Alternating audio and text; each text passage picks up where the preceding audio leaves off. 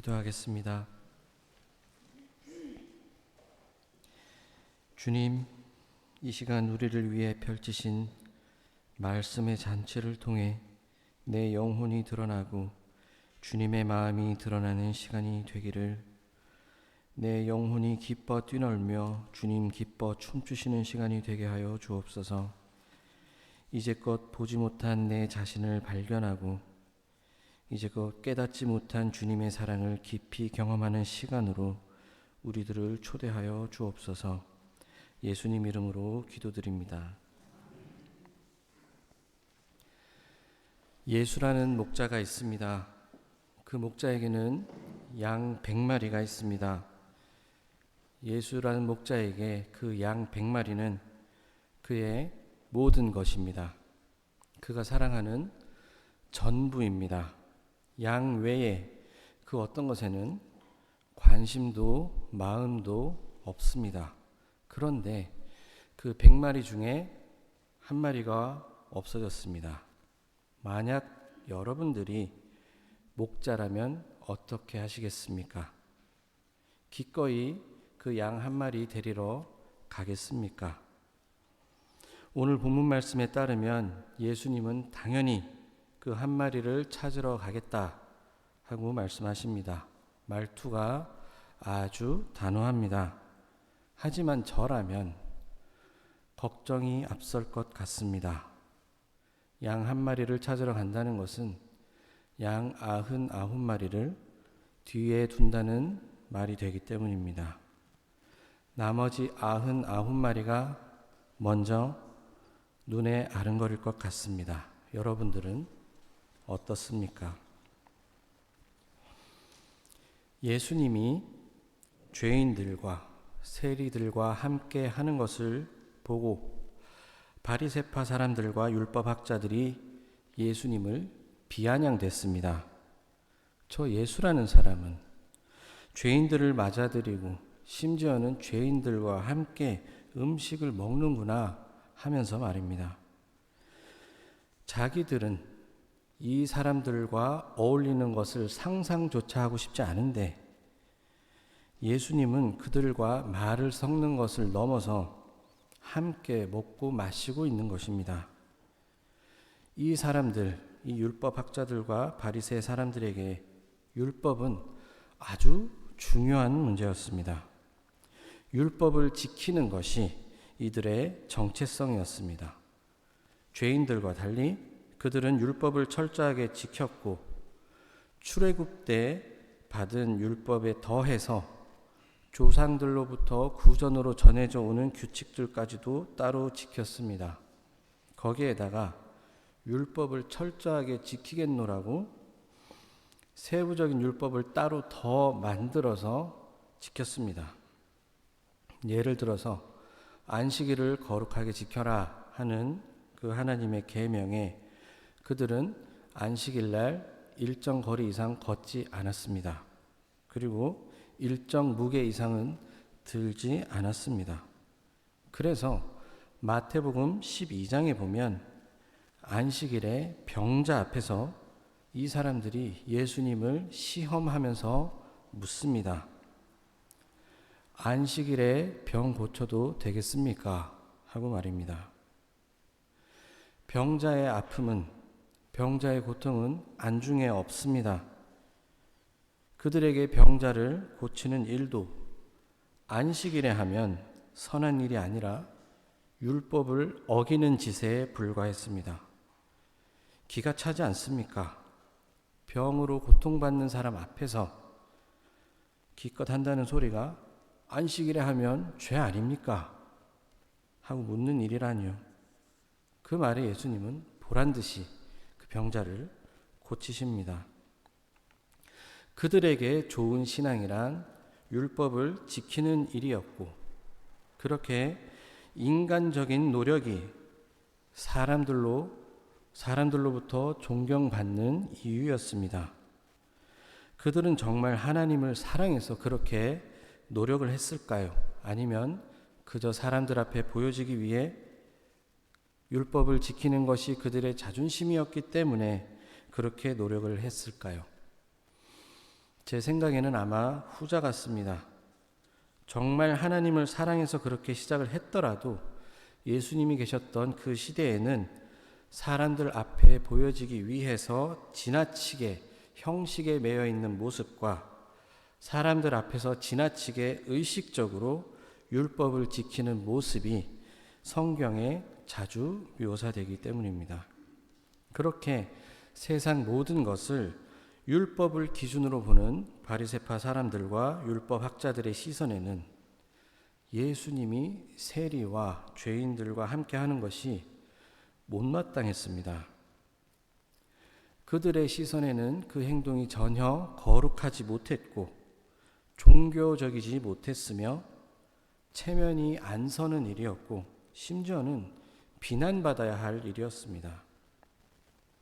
어찌 하나님의 복음을 말하는 거룩한 일 하는 사람이 면 떨어지게 저 거룩하지 못한 세리와 죄인들과 함께 먹고 마실 수 있느냐?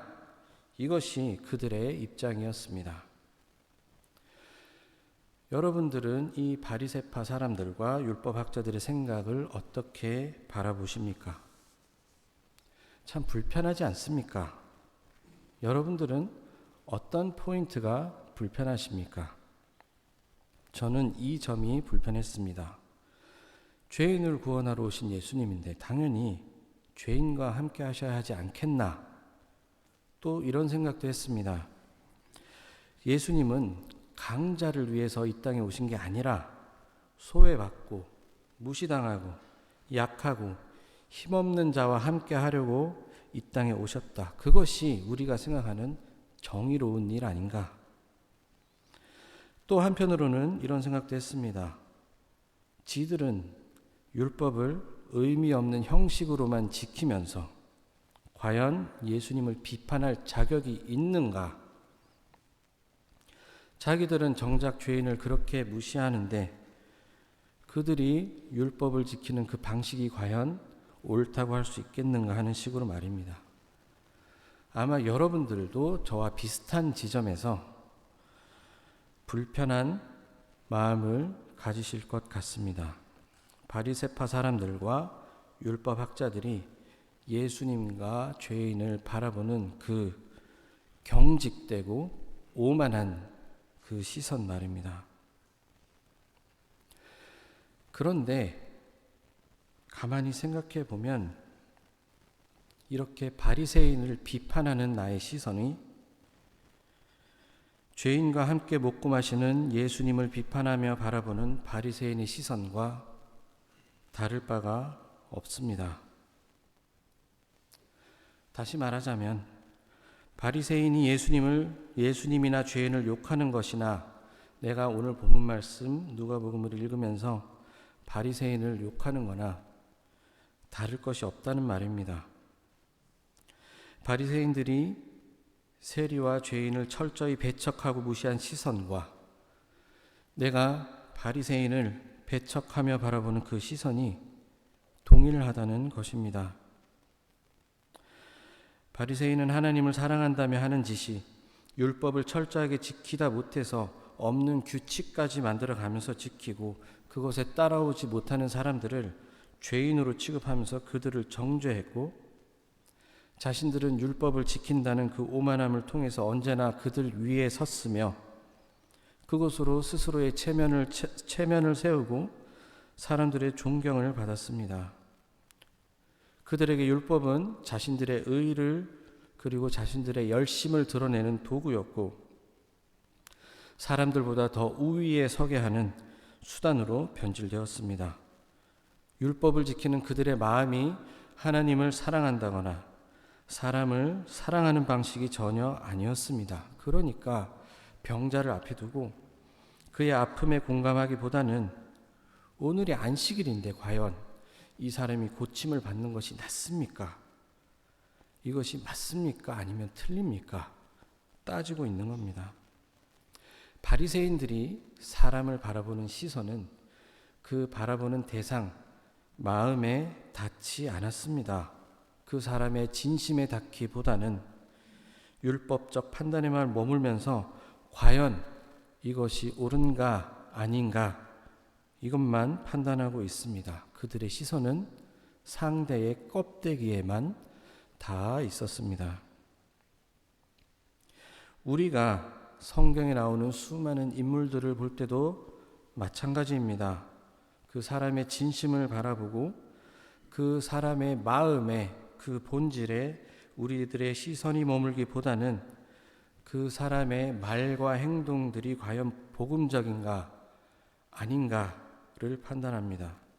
그래서 우리는 도마가 예수님의 부활 소식을 전해 들었을 때 그 손 못자국을 직접 확인하지 않고서는 그 말을 믿지 않겠습니다 라고 말한 것을 두고 도마는 믿음이 부족하구나 라고 손가락질합니다. 예수님이 잡혀가시던 날, 그날 밤에 어린 여종 앞에서 예수님을 모른다며 3번 부인했던 베드로를 바라보며 예수님의 수제자가 예수님을 배신했다면서 우리는 베드로를 비판합니다. 그런데 만약 여러분들이 도마의 입장이 된다면 예수님의 부활 소식을 듣자마자 믿습니다. 할렐루야. 예수께서 정말 죽음을 이기고 부활하셨군요. 할 수 있겠습니까? 정말 여러분들이 베드로의 입장이라면 여러분들은 군인들이 지켜보는 앞에서 내가 바로 그 예수와 3년을 함께 먹고 마시며 함께한 그의 수제자요 당당하게 말할 수 있겠습니까? 저라면 못했을 것 같습니다. 도마와 같은 일을 겪는다면 당연히 그 부활을 즉시 믿지 못했을 것이고 베드로의 입장이라면 3번이 아니라 10번, 100번이라도 부인했을 것 같습니다. 목숨이 왔다 갔다 하는 판국에 의리 지키겠다고 내 목숨을 내놓겠습니까? 사람이 죽고 나서 3일이나 지났는데 살아났다는 것이 과연 말이 됩니까?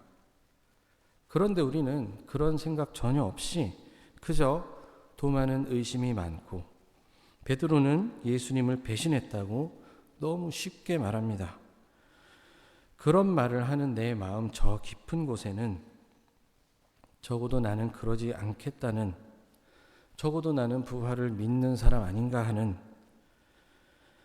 적어도 나는 예수님을 배신하지 않겠다는 작은 우월감이 자리하고 있습니다. 그러니까 오늘 본문 말씀에서 예수님을 비아냥대는 바리새파와 율법학자들을 보면서 그들이 아주 불편하게 느껴집니다. 저게 내 모습이구나 하면서 가슴을 치는 것이 아니라 이런 나쁜 놈들 어디 예수님한테 하면서 읽는 것입니다. 가만히 따지고 보면 내 모습과 똑같은데 말입니다. 바리새인이 그깟 율법 좀 지킨다고 사람들을 무시하고 병자를 보고 긍휼한 마음 하나 없이 율법의 잣대만 그들에게 들이대는 것이나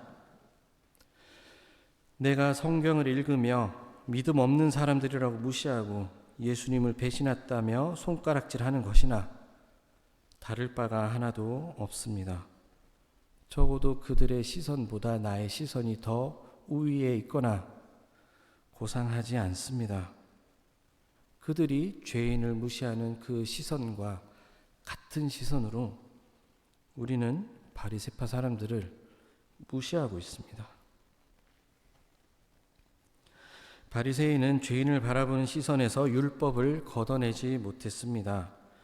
그들의 정체성은 율법을 철저하게 지키는 사람, 그래서 하나님 앞에 거룩한 사람, 종교적으로 완성된 사람으로 설명됩니다. 그래서 그들에게서 율법이라는 것을 제외하면, 그것을 쏙 빼면은 설명될 수 없는 사람들이었습니다. 사회적 체면을 유지하고 종교적으로 인정받는 이유는 보기에 과할 만큼 율법을 지키는 그것뿐이었습니다. 그들에게서 율법을 빼면 그들은 와르르 무너지는 존재였습니다. 우리 또한 마찬가지입니다. 성경을 열심히 읽고 주일마다 예배 가운데 말씀을 들으며 우리는 믿음이란 것을 배웁니다. 하지만 그 믿음을 가지고 세상에 나가서 우리는 하나님과 더 깊은 관계를 향해 가기보다는 남을 판단하는데 교회에서 배운 믿음을 사용할 때가 종종 있습니다. 제가 저러면 죄 짓는 건데, 저러면 안 되는데 하는 시선으로 사람들을 바라보고 성경을 읽으면서도 이런 죄인들을 만나, 이런 철부지 제자들 하면서 읽고 있으니 말입니다. 사실 제가 한 달 전에 주보에 올리기 위해서 이 본문을 정했을 때는 다른 맥락으로 하나님의 조건 없는 사랑을 주제로 설교를 전하려고 했습니다. 하지만 이 설교를 쓰면서 죄인과 함께하는 그 예수님을 아주 불편하게 바라보는 바리새인의 시선이 눈에 들어왔고, 그리고 그 바리새인을 아주 불편하게 바라보는 저의 시선을 발견했습니다. 그 순간 뒤통수를 한 대 맞은 것처럼 내가 이들과 다를 게 무엇인가 했습니다. 저는 목사입니다. 목사로 여러분들 앞에서 설교하는 사람이지만 제 시선조차 이 바리새인들과 전혀 다르지 않음을 보면서 저는 절망을 느꼈습니다. 그냥 예배에 참석하는 정도가 아니라 이렇게 앞에 서서 가운을 입고 예배를 인도하고 여러분들이 일주일 동안 하나님의 인도하심을 따라 살도록 안내하는 설교를 하면서도 정작 내 시선조차 이것밖에 되지 않는구나 하면서 마음이 답답했습니다. 여러분들은 어떤 시선으로 이 바리새파와 율법학자들을 바라보십니까? 아마 저의 시선과 크게 다르지 않으실 것이라 생각됩니다. 그런 바리새파 사람들에게 예수님은 질문을 던지십니다. 죄인들을 맞아들이고 그들과 함께 음식을 먹는다며 자신들을 비아냥대던 그 사람들에게 이런 질문을 던지십니다. 너희 가운데 어떤 사람이 양 100마리를 가지고 있는데 그 가운데서 한 마리를 잃어버린다면 99마리를 들에 두고 그 71마리를 찾을 때까지 다니지 않겠느냐? 이 질문을 만나신 여러분들은 어떠십니까? 저는 불편했습니다. 이 질문을 듣는 즉시 나머지 99마리는 어떻게 하지? 하는 생각이 바로 들었기 때문입니다. 우리의 시선은 어쩔 수 없이 한 마리의 양과 99마리의 양을 비교하고 있습니다. 무엇으로 비교를 하고 있습니까? 숫자로 비교합니다. 예수님의 질문에서 두 무리의 양에 대해서 설명하는 것은 오직 숫자뿐입니다. 1대 99. 우리는 양 대 양으로 이 양들을 바라보는 것이 아니라 한 마리의 양과 99마리의 양으로 봅니다. 그 숫자가 비교가 되니까 이 질문이 불편한 것입니다. 예수님은 비교하는 분이 아니셨습니다. 그러니까 그들에게 거리낌 없이 망설임 없이 이 질문을 바로 던지신 것입니다. 바리새파 사람들은 자신과 죄인들을 비교했습니다.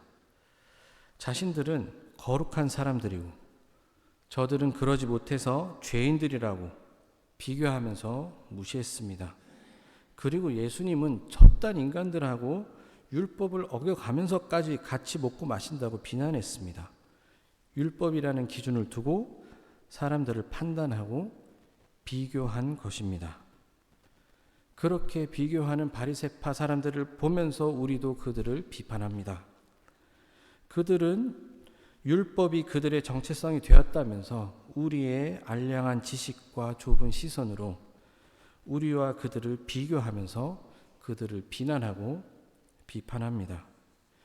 비교를 한다는 것은 기준이 있다는 것이고 무언가 그들이 가진 것으로 혹은 행한 것으로 그들을 판단한다는 것을 의미합니다. 그리고 비교하고 비판하는 그들에게, 그리고 비교하고 비판하는 지금 이 자리에 있는 우리들에게 예수님은 잃은 양 한 마리를 말씀하십니다. 예수님에게 그 잃은 양 한 마리는 그저 길 잃은 양 한 마리일 뿐 99마리의 값어치와 비교해야 하는 비교의 대상이 아니었습니다. 예수님에게 그 한 마리 양은 그저 그 자리에 있기에 사랑받아야 할 존재였습니다. 그저 예수라는 목자에게 속한 양으로서, 그 존재로서 인정받고 사랑받는 존재였습니다. 예수님의 이 질문 한마디에는 양을 바라보는 예수님의 시선이 담겨 있습니다. 그 질문을 듣는 바리새파 사람들은 불편했을 것입니다. 정의를 생각하자면 그 양을 찾아와야 하는데, 효율을 생각하자니 그 한 마리를 찾는 것이 불가능하기 때문입니다. 분명히 예수님께는 당당하게 그 한 마리를 찾으러 가야 한다고 대답해야 하는데 그 대답을 하기가 망설여집니다. 이미 한 마리와 99마리를 비교하고 있기 때문입니다. 마치 자신과 죄인들을 비교하듯 말입니다. 자기 자신은 저 죄인들과 거리를 둬서 거룩하다고 생각했는데 율법의 가치를 넘어서 저 뛰어난 말씀을 전하는 저 예수라는 사람은 정작 자기보다 못난 한참 못한 죄인들과 함께하니 이젠 저 예수도 나보다 못한 거 아닌가 하면서 이제는 자신과 예수를 비교하듯 말입니다. 그렇게 그들은 세상을 비교의 대상으로 봤고 결국 자기 자신도 비교 대상으로 보고 말았습니다. 그래서 더 철저하게 율법을 지켰습니다. 그렇게 결국은 절대 만족이 없는 끝없는 목마름으로 빠져들게 되었습니다. 잃은 양 한 마리를 찾으러 가겠냐 던지는 이 질문에 순간 멈칫하는 우리들도 바리새파 사람들과 다르지 않습니다. 우리도 이미 이 거친 세상에 발을 딛고 서서 살아남고자 애쓰면서 살아오는 동안, 또 교회에 몸 담으며 신앙인으로서 어떻게든 살아보려고 발버둥 치는 동안 우리는 어쩌면 알게 모르게 사람을 사랑받을 존재로 보는 법을 점점 잊은 건 아닌지 모르겠습니다. 적어도 저는 이 앞에 서서 감히 여러분들 앞에서 설교하는 저는 이 바리새파 사람들을 보면서 나와 다르지 않음을 느낍니다. 여러분들은 이 바리새파 사람들과 죄인들과 예수님을 보면서 무엇을 느끼십니까? 그리고 예수님의 질문 앞에서 무엇을 느끼십니까?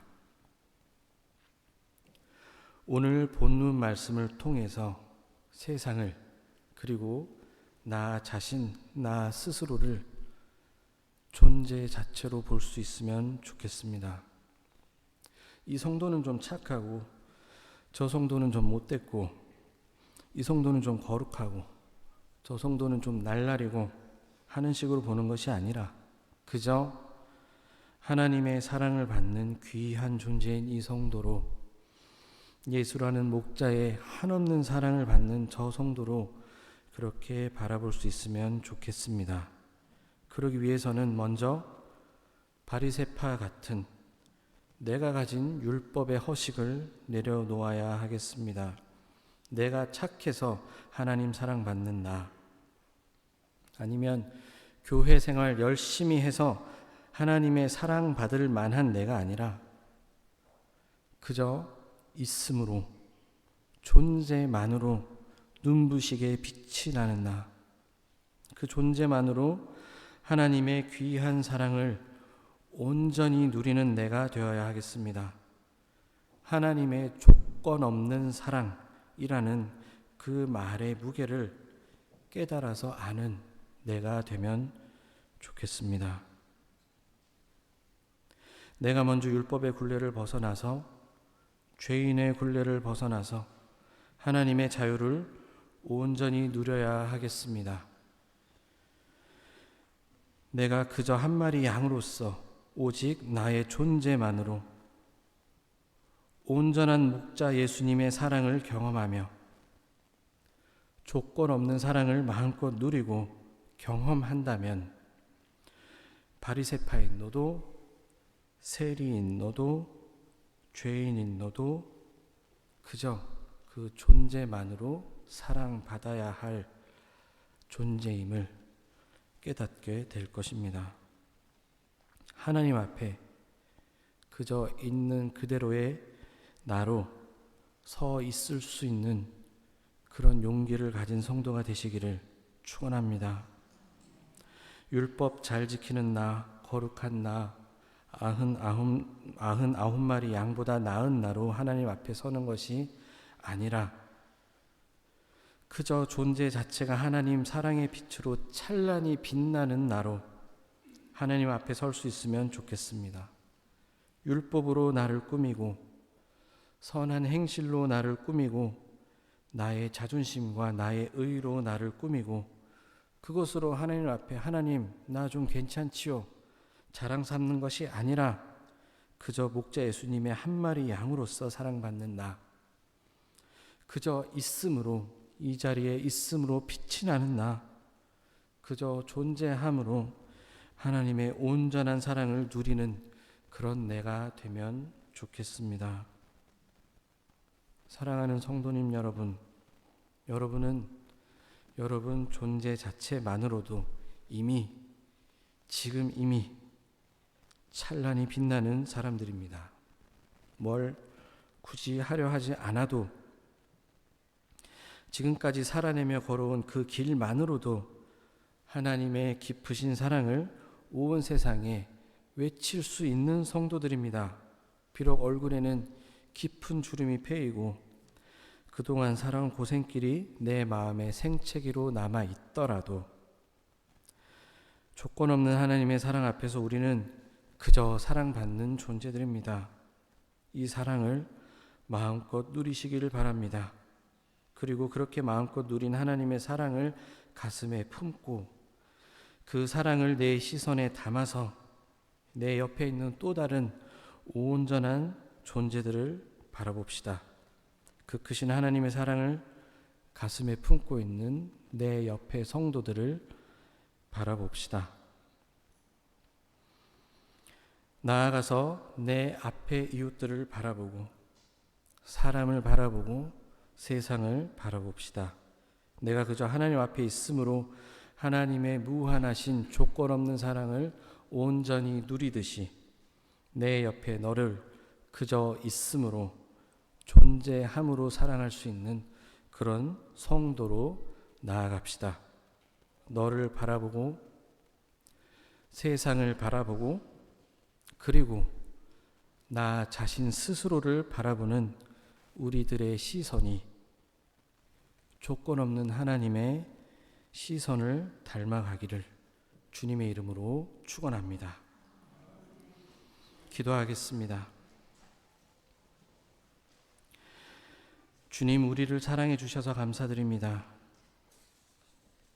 그런데 하나님의 사랑에 분명 그럴 만한 이유가 있을 것이라고 여겼습니다. 그래서 우리는 남을 바라볼 때도 조건과 이유를 찾았습니다. 그리고 나 자신, 나 스스로를 그렇게 사랑했습니다. 그래서 하나님, 우리는 이웃을 온전히 사랑하지 못했고 나 자신, 나 스스로를 온전히 사랑하지 못했습니다. 오늘 말씀을 통해 죄인을 바라보는 바리새인의 그 오만하고 삐딱한 시선이 바로 나와 이웃을 바라보던 나의 시선임을 발견합니다. 그리고 나를 사랑하시는 하나님의 그 사랑에 아무런 조건이 없음을 되새깁니다. 그리고 그런 사랑이 있음을 감히 짐작조차 할 수 없습니다. 주님, 어찌 이유 없이 우리들을 사랑하여 주십니까? 우리를 향한 주님의 사랑이 어찌 그리 크고 깊으십니까? 그 크신 사랑을 우리가 삶에서 경험하게 하시고 머리로 짐작하는 것이 아니라 그 사랑을 직접 살아내고 경험하여 깨달아 알게 하여 주옵소서. 주님 앞에 내가 가진 것으로 나를 꾸미려 들지 말고 그저 목자 주님을 따르는 양으로서 온전히 주님의 사랑을 마음껏 누리게 하여 주시옵소서. 완전한 목자 되신 우리 주 예수 그리스도 이름으로 기도드립니다. 아멘.